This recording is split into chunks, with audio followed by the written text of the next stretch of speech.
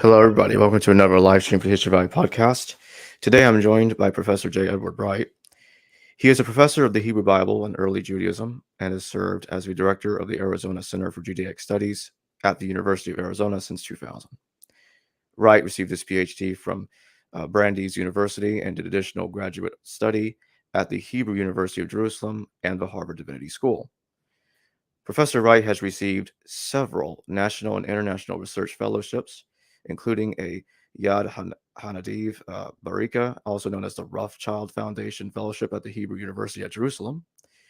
Wright has been a visiting professor at Dartmouth College, Duke University, and the Hebrew University of Jerusalem.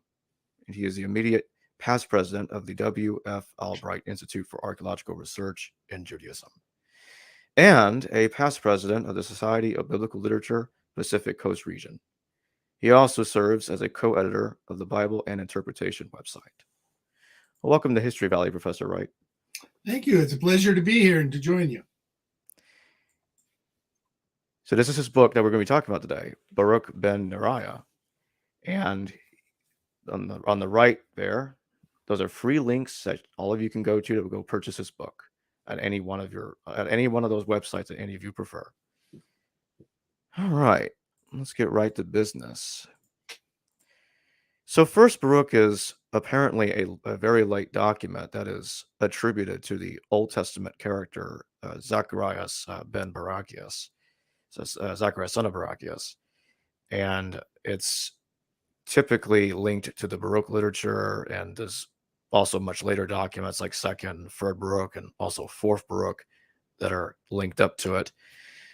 But I also know that in scholarship, there's a division on when First Baruch was written, some disagreeing with each other by 100 years apart. Mm-hmm. So what was the point of First Baruch in the apocalyptic literature? And what is the theme of it? Why was it written? Well, First Baruch, I would say, is not necessarily apocalyptic literature. It's apocryphal literature.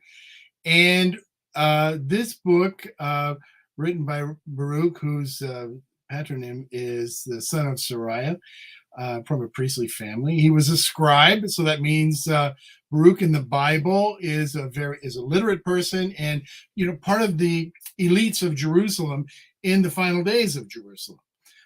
He witnessed the destruction of Jerusalem, serving as the prophet Jeremiah's loyal scribe. And as you read in the Bible, in Jeremiah 36, Baruch went so far in his devotion to Jeremiah that when Jeremiah had a message from God for King Jehoiakim, that rather than go himself, fearing the king's reaction from the condemnations that Jeremiah was going to give the king, fearing that, Baruch went in his place and presented that. So this historical Baruch, the book of Jeremiah ends in Hebrew with or not in Hebrew actually, but in Greek, the book of Baruch or the book of Jeremiah in the Bible has a Greek version and a Hebrew version. The last chapter of the Greek version is chapter 45, kind of in the middle last third of the book in Hebrew. So what happened was the Greek text reflects a different organization, a different text of the book of Jeremiah. What is chapter 45 in the Hebrew Bible talks about God speaking directly to Baruch and giving him an encouragement, a message of encouragement, obviously given the things that this person went through. That chapter is in the Greek Jeremiah, the second to the last chapter. Last chapter is a historical review of the destruction of Jerusalem. But in that, God directly, in chapter 45 in Hebrew, chapter 51 in Greek, God directly speaks to Baruch, giving him this message and saying that he will hold greater things in store for him. Now, what are those greater things? The Bible doesn't say. So post-biblical Jewish literature developed these stories about Baruch that we find in First Baruch, the book of Baruch in the Apocrypha, in Second Baruch, a Syriac apocalypse, and Greek Baruch, a third Baruch apocalypse that is obviously in Greek and much later.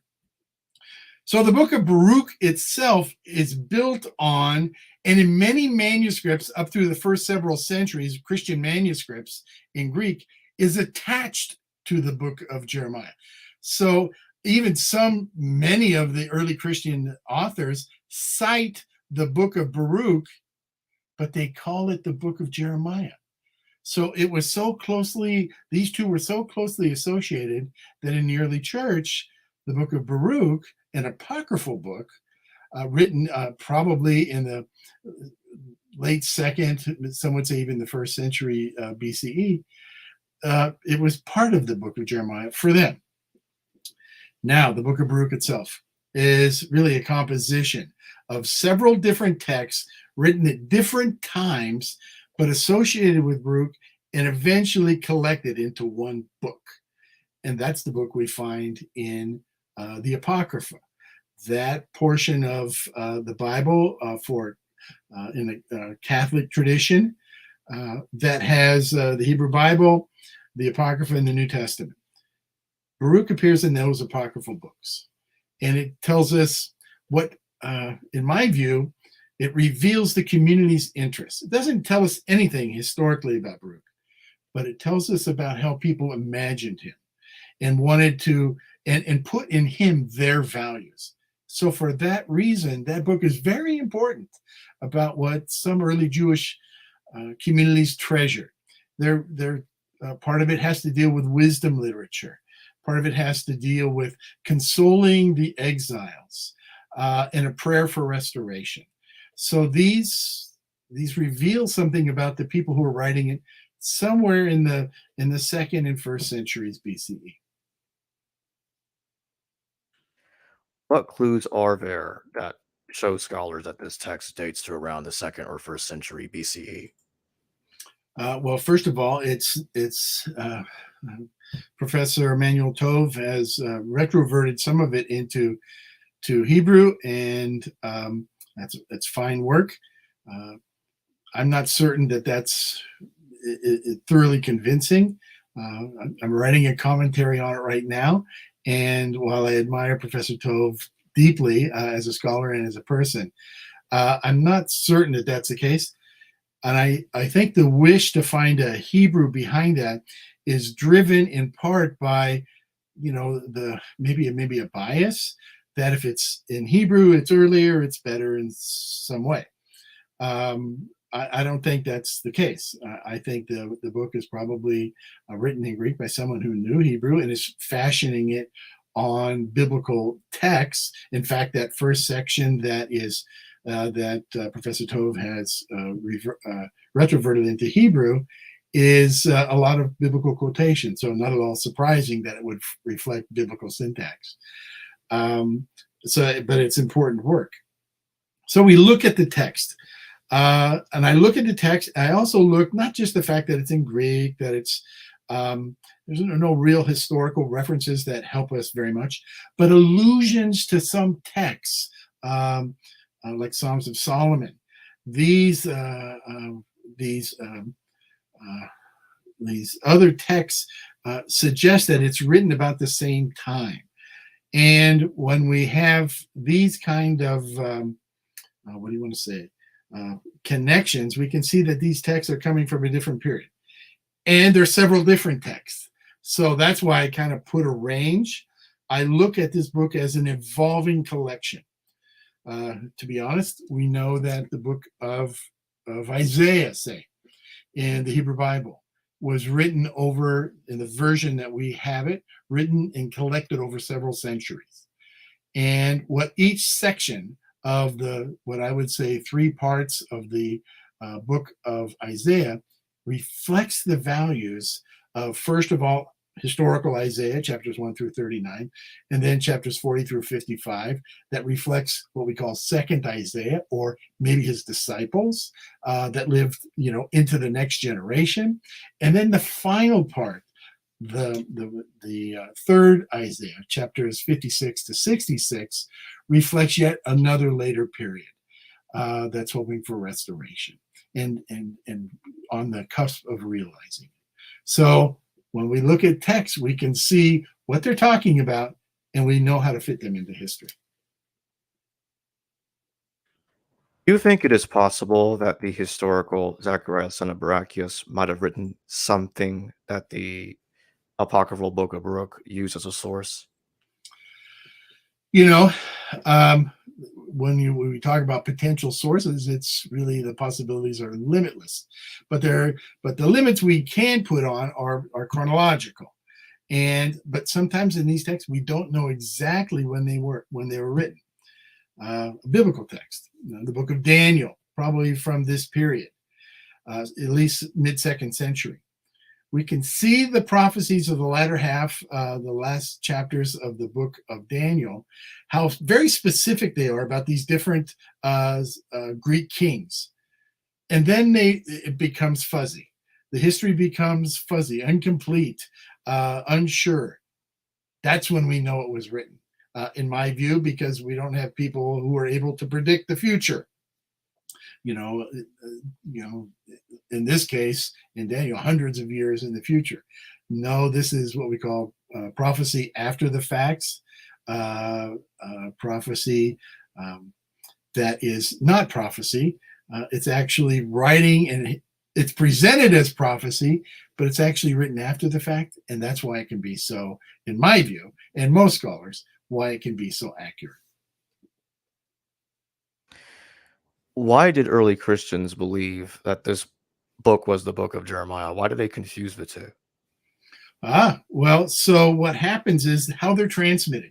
So the book of Jeremiah ends, and remember, in Greek, it ends with this in the penultimate chapter, this reference to Baruch getting, some kind of special opportunity, some blessing that's going to come to him. So what is that?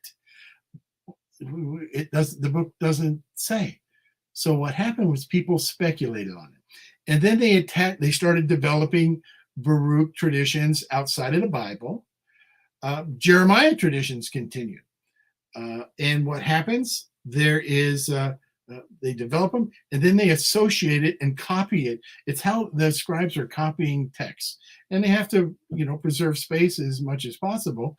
They preserve the book of Baruch goes right on the end of the book of Jeremiah, and that, interestingly enough, there's a Jeremiah pseudepigraphon that is attached to the book of Baruch, the so-called letter of Jeremiah. Wasn't written by Jeremiah, but is attributed to him, and it completes the package for the biblical book of Jeremiah.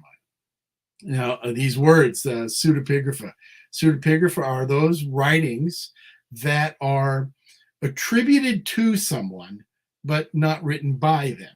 So that means somebody, say in our day, somebody attributes something to George Washington, Abraham Lincoln, Nelson Mandela. You choose whoever, whatever great leader. But it's written long after the fact, and in their writing, what they're really wanting to do is honor the person that they're writing these things about, and they probably think this is appropriate to come from this person's mouth, and they attribute it to them, but the person probably didn't say that, didn't write that, but they think it's appropriate to add, and that kind of literature develops. Now, as a university professor, if you hand in something to me saying that, this is what George Washington said, I can say, no, that's not right, and, you're falsifying data. Then I turn you over to the dean of students. Then we have a discussion about, integrity. But what happens is these are pseudepigrapha, and there's a vast amount of them. I have a, stretch here of 3 or 4 feet on the shelf to my right of these early Jewish pseudepigrapha. And it's a very popular form of literature. Baruch continued with, as we mentioned earlier, the second Baruch, the Syriac apocalypse of Baruch, and third Baruch, the Greek apocalypse of Baruch, apocalypses attributed to Baruch that were written, let's say, 600 years after this person lived.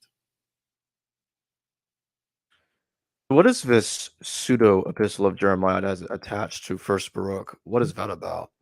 Oh, it's a letter, because obviously we have again, thinking the people who create these things know their Bible well.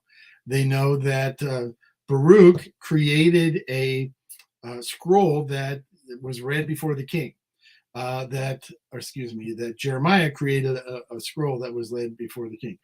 Jeremiah sent letters to people in Babylon, according to another Jeremiah text. So there's this story, this belief that Jeremiah communicated with the king, communicated with exiles. So this is part of that whole body of literature that is Jeremiah communications, if you will, and it's part of the growing Jeremianic tradition. And for me, the interest is, as these are academic discussions, when does this written? What does it say? All that. For me, what it does is it expresses whoever the authors are, whatever the situation they're living in, it expresses their interests, their values. And while I don't learn anything about the historical Jeremiah or the historical Baruch, I learned something about the authors and what issues they faced, what hopes they had for restoration, for returning to Jerusalem, for returning a vibrant Jewish life. And that's what's important to me. I learned about the communities that created these texts. When do you think this pseudo letter of Jeremiah was written? Was it written around the same time as First Baruch, or earlier or later? Yeah, I would say it's probably in the same time period. It's the same kind of literature. Obviously, dates people are going to give range, and so it's roughly contemporary. And these are, these texts, give voice to the thoughts of people that weren't necessarily, that aren't in the Bible. They were excluded. But in some of these texts, the Greek tradition contained them.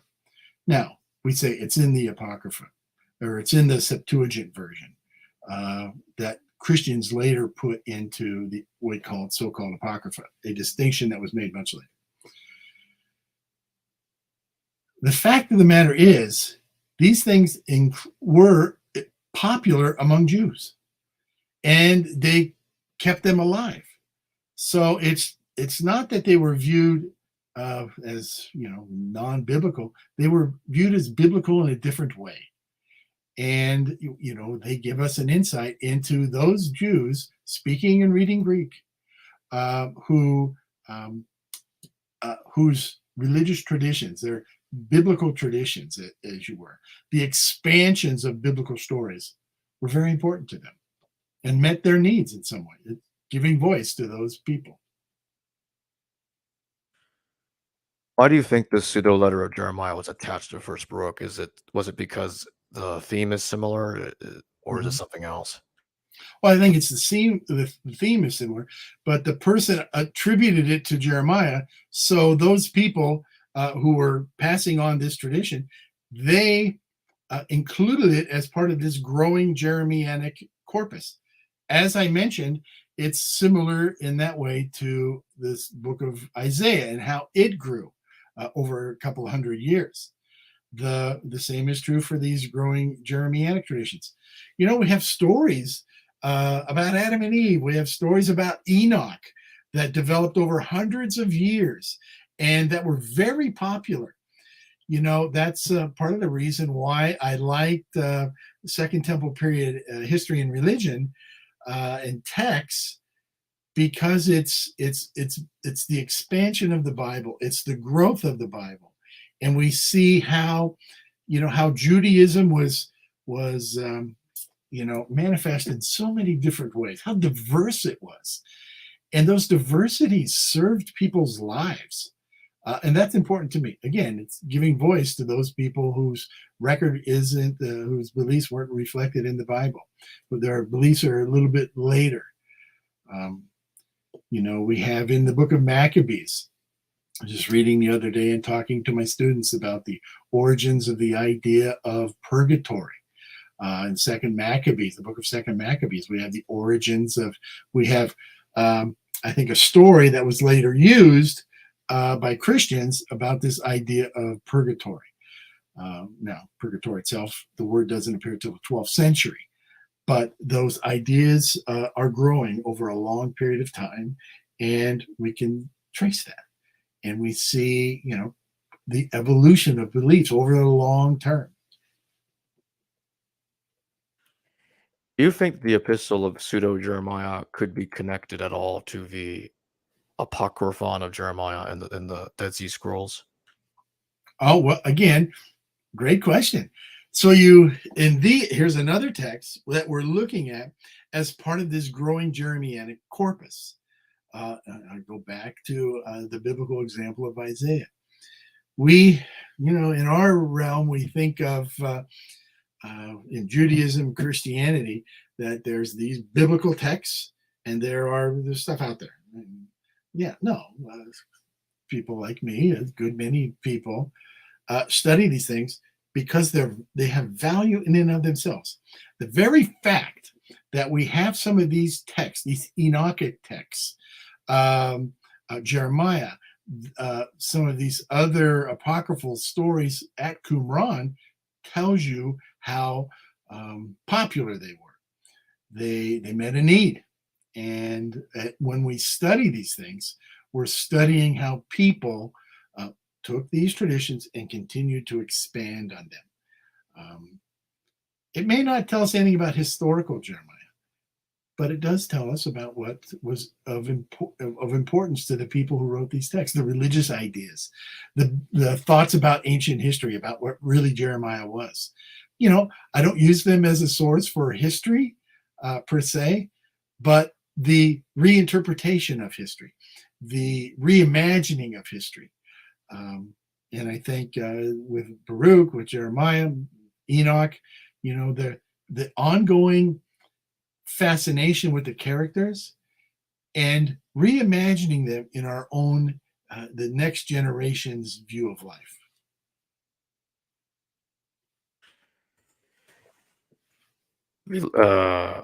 Reinhard Gregor Kratz argues that the Epistle of Jeremiah is authentic. It's authentically by the person who wrote it, but I don't think that person was Jeremiah, and I don't think that's a widely held view. So what's in there that shows scholars that Jeremiah could not have written this specifically? Oh, well, I mean, you look at the language of composition, you look at, the fact that it's not attested. We don't have it in only in later manuscripts. I mean, why it is, his explanation is really a positivist one, trying to connect it to the Jeremiah we already know, which is laudable. It makes it, it's not without sense, but I don't think that's normally how most people. I know most people wouldn't follow that is a product of the historical Jeremiah that he didn't write. As a matter of fact, we know that Jeremiah didn't write the book of Jeremiah itself. It's likely written by Baruch, not by Jeremiah. We don't have records of prophets necessarily as the actual writers. So why is it that all of a sudden this book would be something that he would have written? Again, it does, the details don't kind of fit together.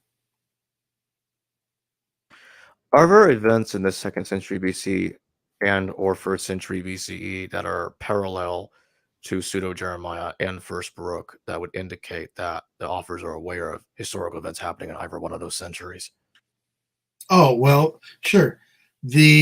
Specifically, there's mentions of people suffering. How do they? Oh, these are a good example. You can throw Daniel into this mix as well, to know a biblical text.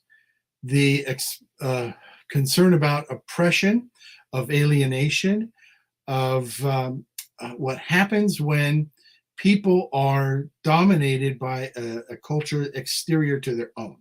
So what happened after, in the mid-4th century, latter part of the 4th century, the Greeks conquered the Middle East along the Levant, and Jerusalem, Judah, these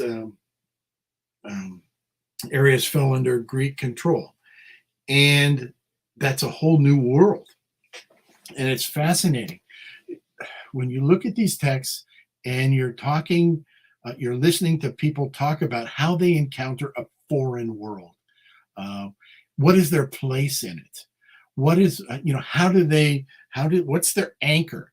So in these texts, the anchor is historical. Oh, we suffered, and we're suffering this exile, we're suffering this oppression because of our sin or whatever we did. And then how do we make it right? How do we maintain our Jewish identity in a foreign world? Even when that world is in our own neighborhood, but a new culture has come in, a new power has come in, and is presenting us with different options. I like it because there's all kinds of other literature other than these texts, and some of them adopt Hellenistic styles, Hellenistic beliefs. The very idea of resurrection in Daniel, and again in Maccabees, the idea of resurrection is a Greek idea that Jews took and reimagined their belief system in light of these new ideals. And you can see how some people remain strict to their tradition, others obviously adapt somewhat, and others jump in fully, right? We have a Greek play based on the Exodus that is fascinating, right? But it's basically Greek theater. Did people write apocryphal literature in general because they wanted to add things that they thought were missing from the Old Testament, including later theology? You just brought up Hellenism. Do you think that's one of the main reasons why they did that? Well, these people were writing literature. They were writing what interests us. We put them in categories: Hebrew Bible, Apocrypha, New Testament, the rabbis, the church fathers. We put them in those categories. This is just literature of what people are writing and what's important to them. You look in Second Temple period history, there's a lot of reinterpretation of the Bible within the Bible. Daniel reinterprets Jeremiah. We have later texts reinterpreting early legal texts already in the Bible. It's done by a lot of work by Michael Fishbane and Bernie Levinson have looked at both of those things. A lot of people have. And what happens is this is part of the ongoing process of Bible, but biblical traditions reinterpreted and applied to new situations. One person has said, without interpretation, the Bible is dead. Without ongoing interpretation, the Bible is dead. And that goes on to this day. You can go into any synagogue or any church, and the interpretation of the Bible is going on. And what's happening? People are taking those stories, drawing themes out of that, drawing direct parallels if they can, or as they imagine, to inspire their communities. And the communities thrive on that. So that ongoing interpretation, that expansion of stories. The stories about Enoch. What does it say about Enoch in Genesis 6? He was not, for God took him. And no death account. So what happens? People start speculating. Well, what did he not do? And the first thing, the earliest non-biblical Jewish text is the astronomical book of Enoch. Probably dates as early as the 4th century. And we have early 3rd century manuscripts of it. So it's probably a 4th century text, much earlier than the book of Daniel. So what happens is people took that lacuna, that lack of information, and built on it.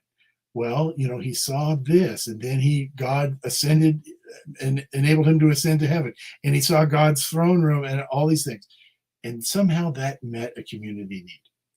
And that's why studying them is important to understand all these different diversities within early Judaism and what led to early Christianity. There's different sects. The sectarianism was diverse, and Jews had lots of options, and we're just looking at their options.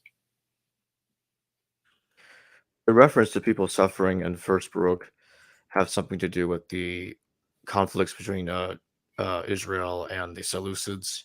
Mm-hmm. Sure.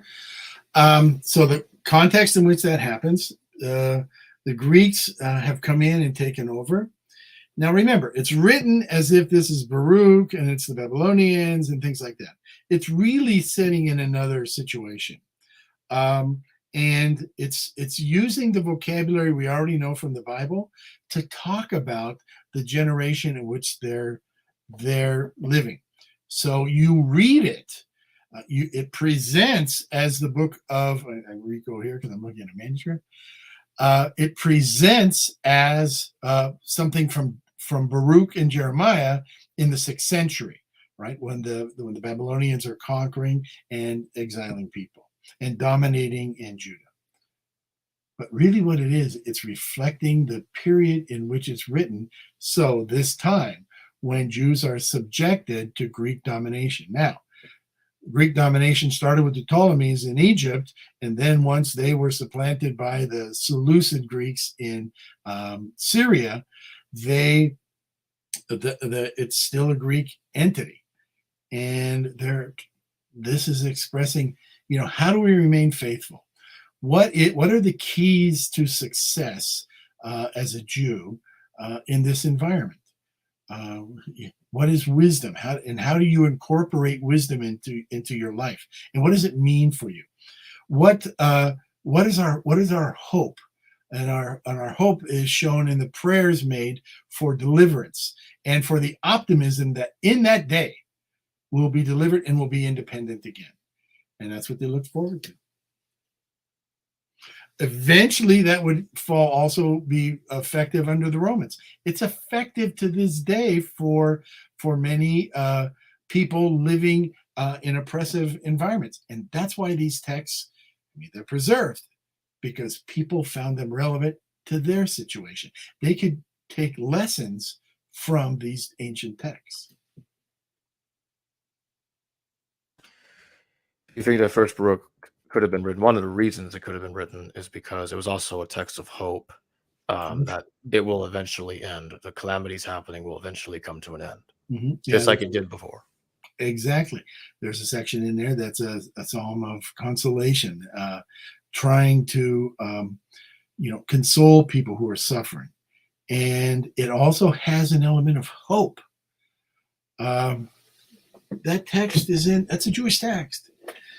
It's in the apocrypha. That's a Christian part of the Bible.